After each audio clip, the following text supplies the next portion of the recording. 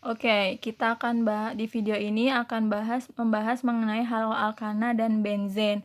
Untuk haloalkana sendiri, kalian harus paham dulu tentang unsur halogen ada apa aja.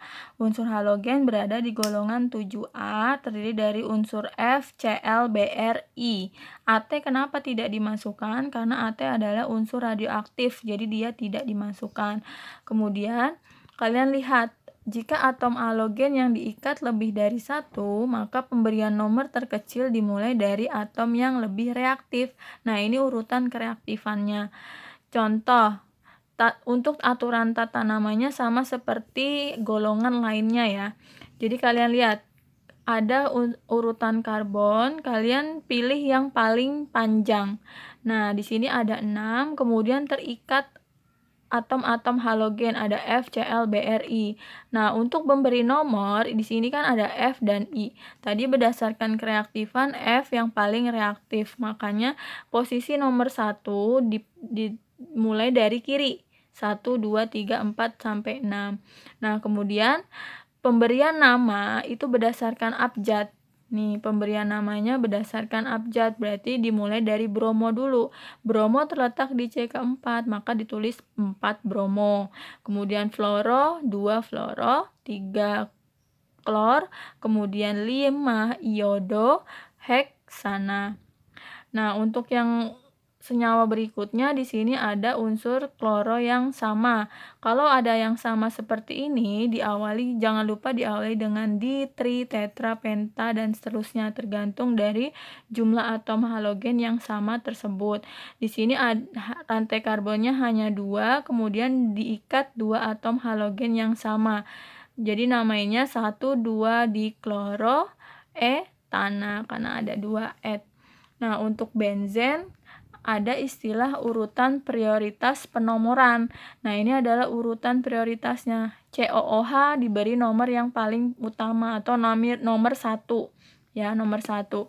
Untuk R ini adalah karbon, unsur karbon atau rantai karbon. Untuk X ini adalah simbol dari atom halogen. Tuh. Nah, untuk benzen Ibu berikan ada metil benzena, hidroksibenzena, ini adalah nama UPAC-nya. Untuk trivial yang ini, toluena, fenol, anilin, dan lain sebagainya. Tuh ya. Nah, ini dinamakan metil benzena. Metil yang mengikat unsur benzena, namanya metil benzena. Kalau ada C2H5 nih, contohnya yang ini. C-nya ada 2, mengikat benzen, berarti namanya etil benzena.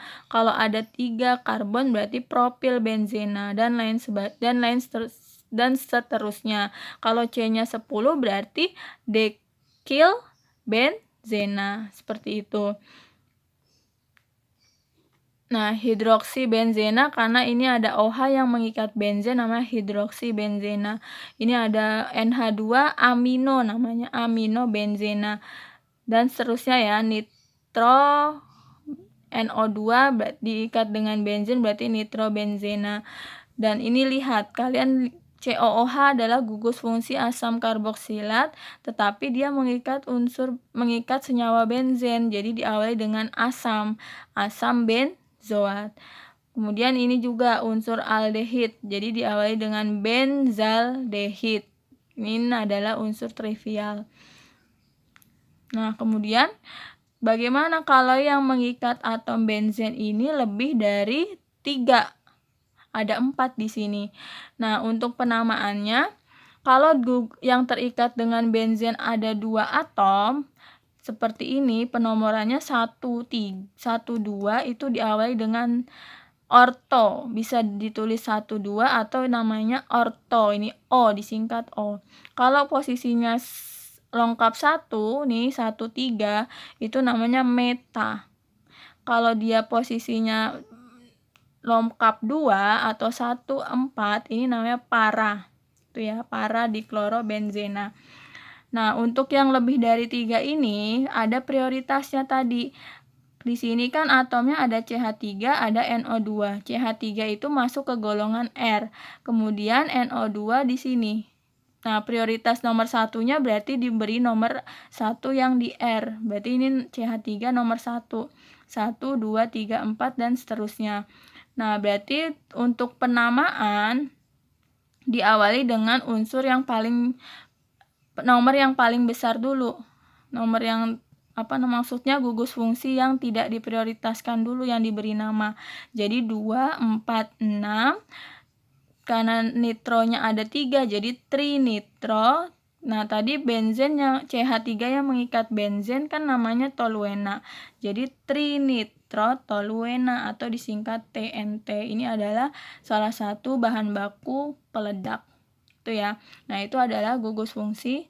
Itu adalah aturan tata nama benzen. Masih banyak lagi senyawa-senyawa benzen yang namanya unik dan ada berlaku prioritas seperti ini. Itu ya.